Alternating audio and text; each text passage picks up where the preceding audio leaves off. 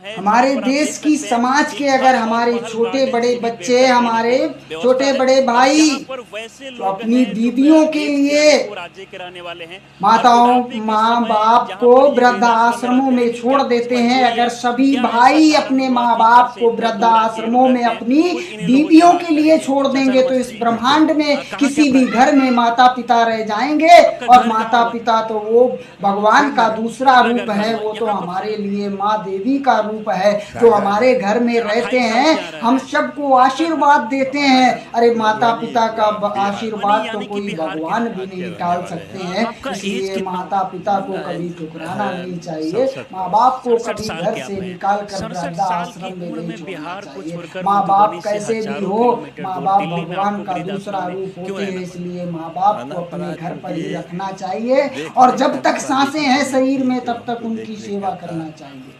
इसीलिए यहाँ आना पड़ा। यहाँ देख रेख की सुविधा है। घर पे आपको कोई देख रेख नहीं कर रहा था क्या?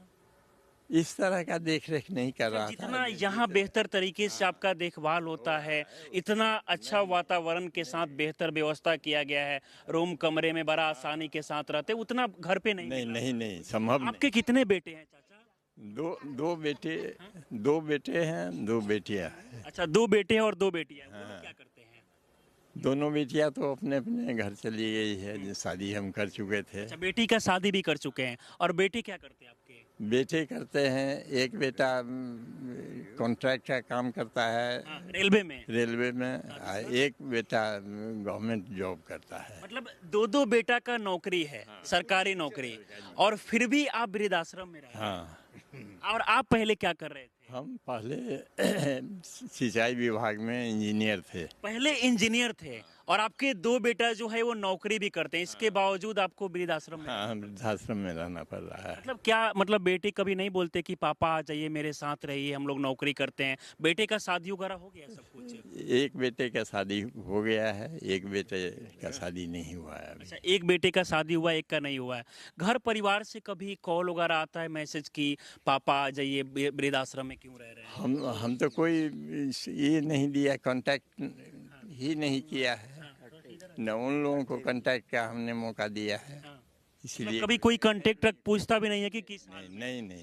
आज सोचिए कितना ज़्यादा दुर्भाग्य की बात है कि ये 67 साल के चाचा हैं जो बिहार के मधुबनी के रहने वाले हैं, और जिस एज में इन्हें घर परिवार के लोगों की ज़रूरत है, उस एज में इनके 2 बेटा जो है नौकरी भी करते हैं, 2 बेटियां का शादी भी कर दिया, और इसके बावजूद जो है जिस समय बेटे का साथ होना चाहिए उस समय बेटा साथ नहीं।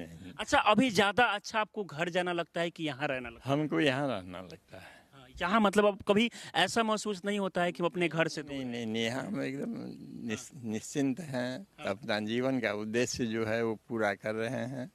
कभी बेटा आएंगे बुलाने के लिए कि नहीं पापा यहाँ नहीं रहना, आपको घर चलना है तो घर जाइए? हम तो अब यहाँ के वासी हो गए, तो अब यहाँ छोड़ के जाने का कोई सवाल ही नहीं उठता। यहाँ से कभी घर नहीं जाएंगे, चाहे बेटा आ जाए बुलाने के लिए? कोई आ जाए। अफसोस होता है कि बेटे को इतना पढ़ा लिखा के नौकरी तक पहुँचा?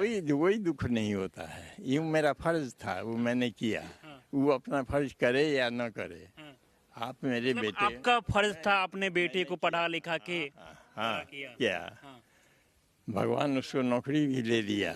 कभी लगता है कि भगवान ने मेरे साथ क्या किया? एकदम न्याय किया है। न्याय किया है भगवान ने। भगवान आपके साथ न्याय किया? वृद्धाश्रम में है? हाँ, तो उससे क्या, वृद्धाश्रम यहाँ से हर एक चीज़ हमको उपलब्ध है। यहाँ कोई अभाव अगर हमको यहाँ रहता तब हम भगवान को कोसते जो तुम हमारे साथ क्या किया। देखिए, बोलते बोलते कहीं ना कहीं भावुक हो जा रहे हैं, और भले ही यहाँ पर आने के बाद इनको कभी ऐसा महसूस नहीं होता है कि घर से इतना दूर है?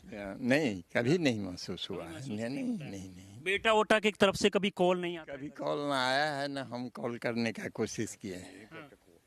खाने पीने रहने से लेकर कोई दिक्कत नहीं है, कोई तकलीफ नहीं। सामने भी एक बार तस्वीरों के माध्यम से दिखाइए कि यहाँ पर कितना अच्छा माहौल है। मुझे लगता है कि जो लोग घर पे रहते हैं घर परिवार के साथ में, उससे भी ज़्यादा बेहतर यहाँ पर कहीं ना कहीं लोग के रहने के लिए फैसिलिटी है। बहुत ही अच्छे तरीके से कमरे है, साफ सफाई है, और इसके साथ साथ अलग बेड लगाया गया है। और बाहर वातावरण देखिए कितना शुद्ध है। यहाँ पर बहुत सारा पेड़ भी है, वृक्ष भी है। शाम के समय यहाँ आके आप लोग बैठते हैं, चाय वगैरह पीते पीते हैं, पेपर पढ़ते हैं, फिर न्यूज अखबार सब हाँ हाँ, सब कुछ करते कोई हैं। यहाँ मतलब दिक्कत नहीं होता है। नहीं, कोई दिक्कत नहीं, ये यही ऑर्गेनाइज होता है। कल्चरल प्रोग्राम हाँ हाँ, यही